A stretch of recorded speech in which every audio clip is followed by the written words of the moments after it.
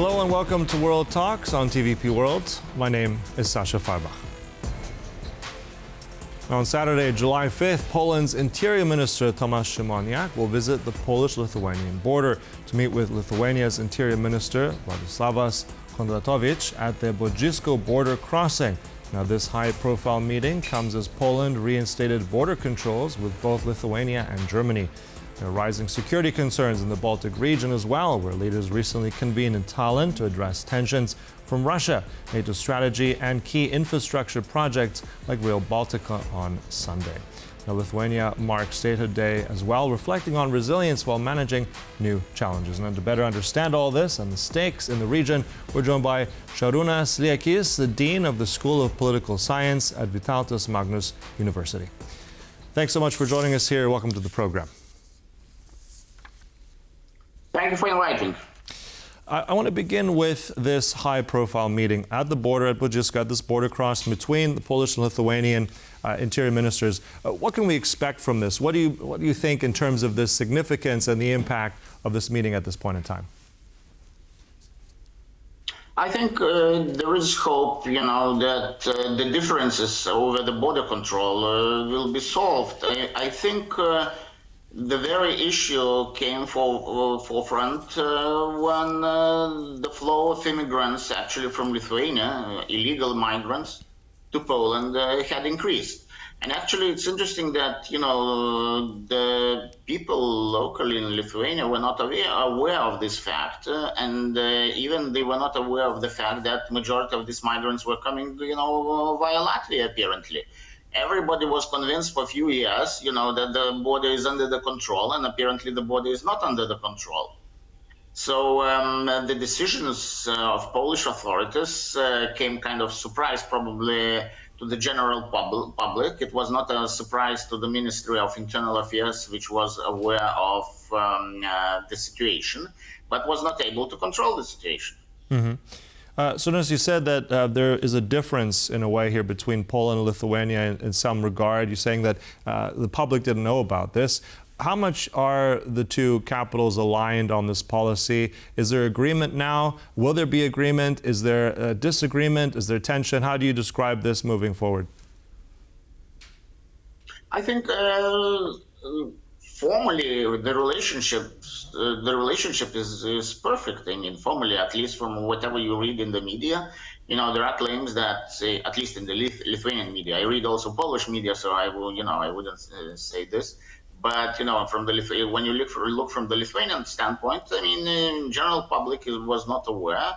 Everything seems nice, and suddenly there is a surprise. And the meeting, the introduction of border control looks a little bit strange, because you remember the last time in COVID times, when there was a question of closure of the border, the whole issue was solved in 3 days.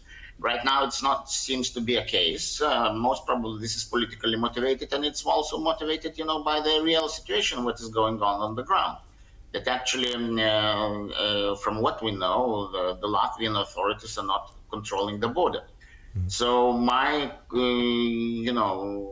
idea would be, why not to control Lithuanian-Latvian border? I mean, but why to control Lithuanian-Polish border? But this is another issue, and I think, these issues should be discussed as well. Mm-hmm. Interesting, you mentioned there Latvia and maybe moving those controls there. I mean, we've had this also high-profile summit with the Baltic leaders in Tallinn. I mean, usually there's a lot of unity touted at these summits. You're just saying that there might be a problem there. Is there something that's not addressed here? Is there real unity when it comes to one of these security issues, which is increasingly important, border security, between these three countries at all? I think there are differences. There are differences in the, let's say, in the makeup of the border and the very border. I mean, how the border is controlled, what measures are being used. What is, there are in Latvia there are many swamp areas, etc. But the issue is that this is an issue about being result-oriented, and to what extent the state authorities are able to implement what they are claiming that they are implementing. Mm-hmm. To what extent propaganda is different, let's say, from the reality in the ground. I mean, very often I think we have only propaganda, but we don't have the real action on the ground. So I think this is the case, and already for a few years, everybody was convinced that Latvia controls the border as well as Lithuania controls the border. But from time to time, you get all kinds of strange stories about the balloons flying, for example, with um, illegal shipments of cigarettes, etc., into the Lithuanian territory en masse, and nobody is doing anything. And suddenly the whole topic disappears from media. But does it mean that the balloons stopped flying into Lithuania? Probably not. And so in the situation where politics are, eliminated and you have only propaganda on these issues, it's very difficult to judge. Mm-hmm. Well, at the same time, I'm curious in terms of maybe the failure, or where is the biggest gap in your mind? You mentioned Latvia a few times. Is that a lack of funding? And we know that Poland has invested heavily, especially on that East Shield, also with Lithuania very much investing in Estonia just as well. Why do you think Latvia is falling behind? One issue is, I think it's not only, funding issue. This is also organizational, issues. How many, you have police force? How many people you have in a bodyguard bodyguard forces? What kind of model for recruiting you are using? I mean, I see and hear, for example, in Lithuania that the way they were missing few hundred cadre, for bodyguards, so they are continuing to miss these people, so they're not able to recruit them. So why not to conscript? I mean, if you are conscripting people into the military, why not to conscript them into bodyguards? Mm-hmm. Not bodyguards, bodyguards. So this is an issue, I think, of organizational matter. It's not primary issue of and capacity of the state to mobilize, let's say. This is a question of capacity of the state to mobilize, and it's not only the question of money. I mean, many things you can do without the money. Right. But have, proper measures, how to manage the situation. You mentioned, Šarūnas, mobilization and investment from the state. I'm just curious as well. One of the topics discussed during that Baltic meeting, which is also important for the region, really, and lots of parts of Europe, is Rail Baltica. I mean, this has been a project that's been ongoing for a while. Some have criticized it. It's a bit behind. How do you assess it in all of this? I mean, is it on track in your mind? Is this something that's going to bring that benefit? I mean, there's now also the dual use element of it. Give us your take on the latest on Rail Baltica. Rail Baltica is a project which was supposed probably to be finished something in 26 next year. But I mean, right now the delays are to 2030. And we're talking about distant future, and we still don't know, how the situation will develop, for example, in Estonia, in Latvia, when it comes to the implementation of the project. The situation in Lithuania is also not perfect. I mean, if you go to not only Rail Baltica, if you go, to the border of Poland and Lithuania, you see that approximately 20 kilometers of the highway is not finished yet. Mm. So this is, when it comes to the practical implementation and capacity of the state to implement strategic projects, I mean, we face real issues. But this is a real issue related to the, mode of production. I would say, this kind of finance capital-oriented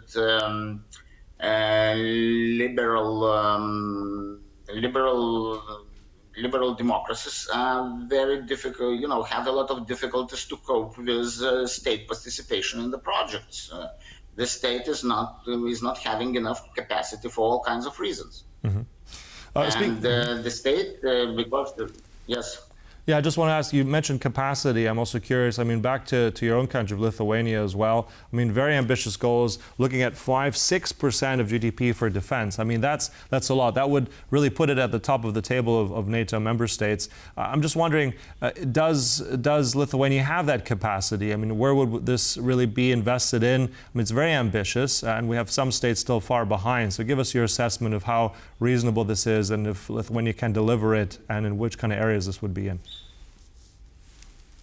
It's capacity, administrative capacity of the state, and to have the mechanisms, to not only to spend the money, because you can go to the shelves, in the supermarket and buy stuff, So But when it comes to acquiring what you need to produce what you need, long-term policies.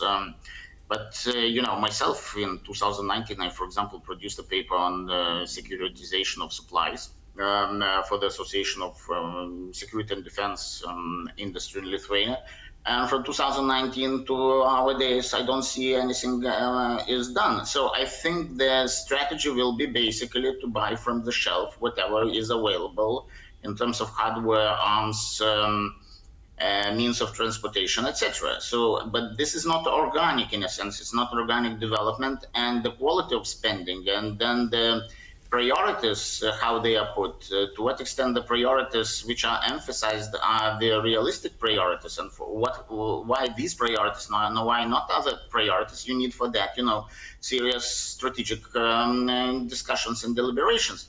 At the moment, I don't hear, serious strategy discussions, and it seems that, bureaucracy simply makes the decisions, and everybody follows these decisions. I'm talking about the political authorities. Mm-hmm.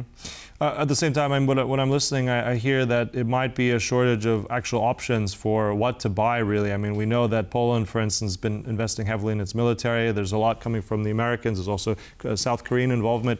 Where would, let's say, that material come from in terms of building up more in Lithuania? Are we looking at more American? Are we looking at more European brands? As there's that defense ramp up, where would Lithuania source more of its equipment in the coming months and years? At the moment, it seems that they're targeting German military industry. I mean, this is predominantly, and also you have to remember that, the whole talk about investment into the defense is basically, the talk is around, making one mechanized division. So there is no talk about expansion of the reserves. Let's say there is no talk about creating 200,000 reserve, for the military, because there is nowhere to train them. There is no equipment for them. There is no we don't have arms for them, and we are talking about 20,000 people, maximum 20,000 people in the one mechanized division in 10 years. So this is the plan where the money seems to go. I mean, predominantly. Mm-hmm. So in terms of strategy, when you talk and we see, for example, the war in Ukraine, you need a lot of reserves. I mean, that's, the reserve issue is not solved in Poland. It's not solved in Lithuania, but nothing is done up to nowadays. Mm-hmm. You're saying also, I mean, it's about service. I mean, I think that this is important for the nation. I want to ask you briefly about it's Statehood Day in Lithuania, what that means to Lithuanians today, and why it matters so much given our geopolitical tense situation. I think, it's when we speak about the present day situation, I think we have enormous turn in terms of the country's messages, inside for the local consumption, in terms about talking about the threat, of the war. On the other hand, most of the people realize and see that the preparedness is not up to the needs of even of the simple situations. Now, the most simple situations are difficult to resolve, and the example of these, refugees coming via Lithuania and coming originally from Latvia, it's a good, good illustration of the whole situation, overall situation.